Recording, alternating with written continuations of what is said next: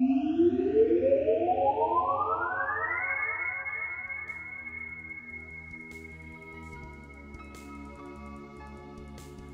again, it's time for a very special episode of, what do I call the big series anyway?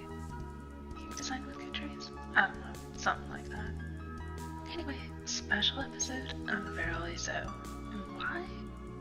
Because it's the first Q&A ever. Gasp. It's almost like you read that in the title. You read it in the title, didn't you? Spoiler alert much. Anyway, our magical mystery bagger has dibs on asking any questions they'd like, regardless of what they are. Dun, dun, dun. They've been lenient, and I use that term oh so loosely this time by providing a single question. It's been a lot harder to answer than I first expected, so I'm kind of grateful. And that question is, what license is Saorsa planned to be licensed under? It's a legal question. Oh good. Right, so this question has taken me on a wonderful journey into the mystical land of copyright law. Yay! Did I sound excited there? Because I'm not excited. Don't get me wrong. This is massively important of a topic that needed to be covered. I'd just been avoiding it because, well, copyright law. Turns out licensing doesn't even do what I thought it did. So it was kind of needed. So thank you for kicking me in the butt to get me to do this topic because I probably have procrastinated forever on it. So, before we begin, what do I even want out of Saorsa in terms of letting other people use it anyway? And what did I know about copyright control in the first place? Well, these are much easier questions to answer. For Saorsa, I really just want to build my game. Let other people use the mechanical parts all they want, but have an iron grip on the name Saorsa and the intellectual property itself.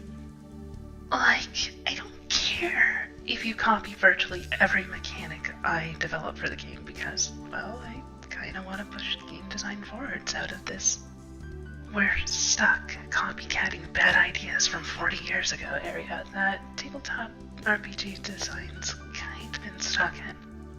I mean, yeah, there's obviously a lot of games that branch off and go their own way, but even then, most are still stranded with the problem of not falling that far from the tree, or certain basic assumptions simply aren't being challenged or overruled at all. And when they are, they tend to be on some small game that no one's ever heard of with rather limited market appeal, so the idea just doesn't spread anywhere. Anyway, point is, I don't want other people making games and labeling them Saorsa as third-party editions. Like, do whatever you want with mechanics, but I can't manage quality control of everybody else's stuff by myself, and to be perfectly blunt, it's not just for the sake of people making shoddy junk that lowers the quality of the brand name either. Like, if someone created something that was amazing and vastly better than even Saorsa itself, I don't want to ride on their coattails either. My work should stand on its own merit, not rely on the merit of others I have no control over. You may notice that I've not shown my face. I don't share personal information, I don't give out a lot of stuff because I'm actually kinda terrified of the idea of accidentally developing a cult of personality or identity politics getting into things. I've unfortunately seen such happen too many times before, where an audience flocks to the individual producing something rather than the thing being produced being able to stand up on its own. So yeah, I'm actually kinda picky about letting anything else stay in Saorsa as well. It's as much proof to myself that I can produce something amazing on my own without interference, as it is a desire to share that something awesome with the world. What this means is that Saorsa itself should be, as a brand name, limited to only myself being able to work upon it. Now, if you want to pick up bits and pieces of it, though, go right ahead. Like, I'm a world designer first and foremost, before even being a game designer, so I kind of want people to be able to learn from what I'm working on. Even if Saorsa kind of has to have a minimalistic core setting due to the nature of the basic starter game, there's still some solidly entrenched ideas there. The expansion content I have planned, however, will be much more in-depth in terms of world design. And you know what? The game's being built in such a way that GMs can take their own world that they've already used elsewhere, or build their own, and set it in the Saorsa universe.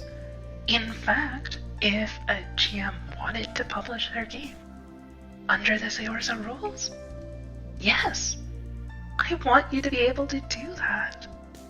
I just don't want you claiming it's officially part of the Saorsa brand name. You can say it exists within the Saorsa universe, but no putting Saorsa in nice big pretty letters on the front cover or the spine, or saying it's officially part of things. Call it something else, and say it's in the same setting if you desire, but the official stuff is mine. So anyway, this leads into the next question. What does licensing even do anyway? If not what I just said? Well, I already knew from the start that you can't copyright mechanics. Roll 1d20, add a modifier. Yeah, if you develop that, anyone can use it. Technically speaking, you can make a game which is 100% functionally identical to D&D if you wanted.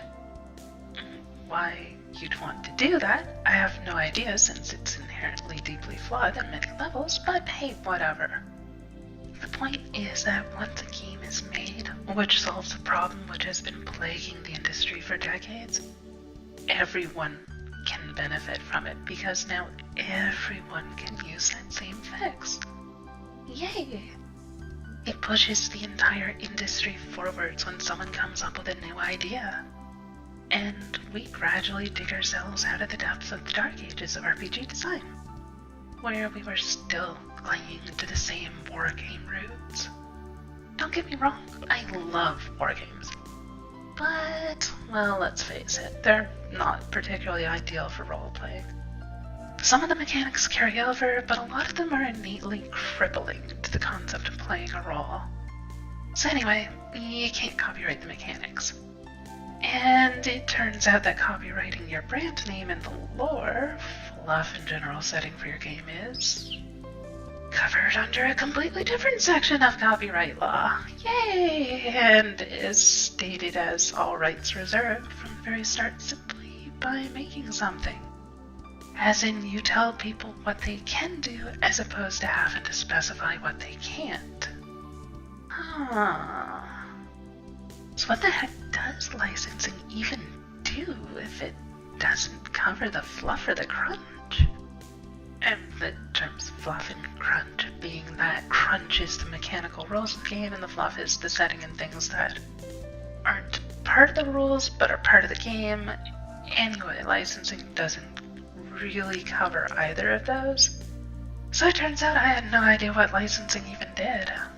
I did know there were two big licenses though. Creative Commons and the Open Gaming License. The OGL is what D&D is published under, and the Creative Commons is used by almost everyone else because the OGL is absolute garbage in all of its forms for various reasons. I just didn't know what they did exactly or why the OGL is considered bad. Now, I know. So, the licenses themselves are actually surprisingly small for legal documents. Like a page or two at most. I know, it's weird.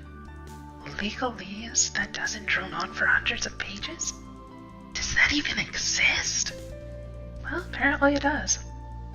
Thing is, they don't do what I want them to do, so what do they do? In short, they specify a list of conditions of what and how you can create derivative works and or share the basic product. So this sounds like what I want to do, but in practice it doesn't really work that way.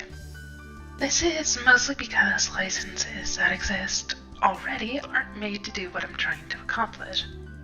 So what do the ones out there do? Like, what issues do I have with the OGL and Creative Commons licenses? Well, the OGL, used by Wizards of the Coast, is basically a fake license after reading it over. It sounds like they give you permission to use their stuff at first glance, but it's phrased in such a way that they can basically say, no, that infringes on our product identity, and just remove all your rights for your work. That'd be fine, except product identity is so ill-defined that it means basically whatever they want it to mean. Worse still, the OGL 5 is painfully restrictive in terms of even making the most vague reference to the source material. Like, if you use the license for D&D, you can't mention D&D by name, make reference to anything about D&D, so your game's technically compatible with D&D, or anything else of that nature. Again, I wouldn't mind some of that so much, but the over-strictness and poorly defined descriptions basically turn it into a legal nightmare. No one in their right mind would ever want to use anything I designed for fear of getting sued. And it completely shuts down GMs who want to publish the worlds they built within the Saorsa setting, which defeats the whole purpose of it. In short, it doesn't give me the flexibility I desire. And it kinda sucks for anyone else who wants to use my work to help improve their own. So, the OGL is out. Well, what about the Creative Commons then? Well, they go to the exact opposite end of the spectrum. There is absolutely zero protections possible to keep others from copying your work and redistributing it. Like, I'm totally okay with people making derivative works, so long as they say something like, it's based upon Saorsa, but it isn't an official Saorsa product and may or may not work properly with the original design due to changes made by the derivative author. The thing is, the Creative Commons license basically says flat out that anyone who wants to can just be like, yeah, it's an official Saorsa game. Also, here's a bunch of expansion content to it. That's kind of exactly what I don't want people doing. There's a few different Creative Commons licenses, but they primarily vary on letting people make derivative works or not. The whole you can share, copy, and redistribute anything I make without limit dealie is attached to all of them, which is exactly the part I wanted to have control over. So basically the answer to the question of which license I'm going to end up using is that I'm going to end up having to make my own. Because the big ones in play currently simply don't do what I want. And pretty much anything else has no guaranteed legal strength to back it up and probably doesn't do what I want anyway, so other options are basically worthless to me. Meaning I have to make my own and pay a lawyer to make certain it's up to snuff. Fortunately, it's a really small document, so it shouldn't cost too much by legal standards. A few hundred at most, probably. Since I'll be using my own personal license, what will it entail? Is the implicit question. So let's go there. In short, you'll be able to copy over any mechanics, even word for word if you so desire, and you'll be able to make derivative works in the sense that you can make your own game, no problem. See a spell I've made? Sure, you can copy that. D&D won't let you use their iconic magic missile spell without potentially slamming you with a lawsuit. But I don't much care about that. You'll even be able to do something like, say, your game takes place somewhere within the confines of the Saorsa universe if you so desire. As stated earlier, Saorsa is specifically being built with the intent for GMs being able to adapt their own worlds to fit into the setting easily. And if someone decides later on they want to turn their personal world within the overarching branch of Saorsa into their own game, I'm totally all for that. Specifically, what you won't be able to do is to say that your game or expansion or setting is part of the official Saorsa product line, because no, it isn't. Only my stuff does that. You can't guarantee people that it'll work flawlessly within the base Saorsa rules, because I fully intend to be releasing updated versions every now and then. As the basic version is a PDF, which I can edit in errata as needed, thereby removing it as actual errata. So, with a living book as it were, no, you can't guarantee your game will stay up to date with mine, at least not in a legal sense anyway. The other restriction will simply be that if you use some of my mechanics or part of the setting I've spent years working on, then you just have to put a little message on the back cover in the front of the text, which says you base some of your stuff on Saorsa. Just simple mention this all I asked there. So, I'm kind of aiming for a middle ground between the OGL and the Creative Commons. I think this will work out best for everyone involved, letting other designers have the freedom to build upon what I've made, and to have the freedom for GMs to make some significant changes to the rules and setting to release them as their own games if they like, without worrying about product identity in a vague and poorly defined manner, biting them in the butt for doing so.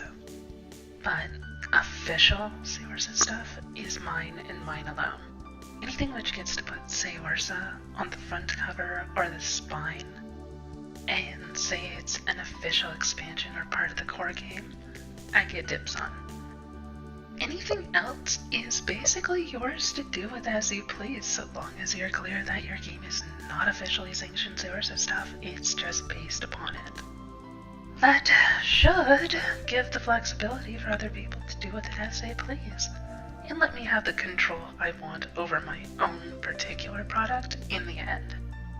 Now, admittedly, I'm not a lawyer, so there may need to be additional tweaks to such for it to hold up under legal scrutiny. I don't know yet, but that's basically what I'm going for.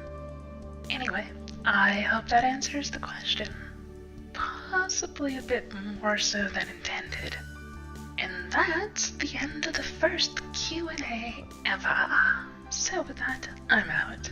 I'll see you next time.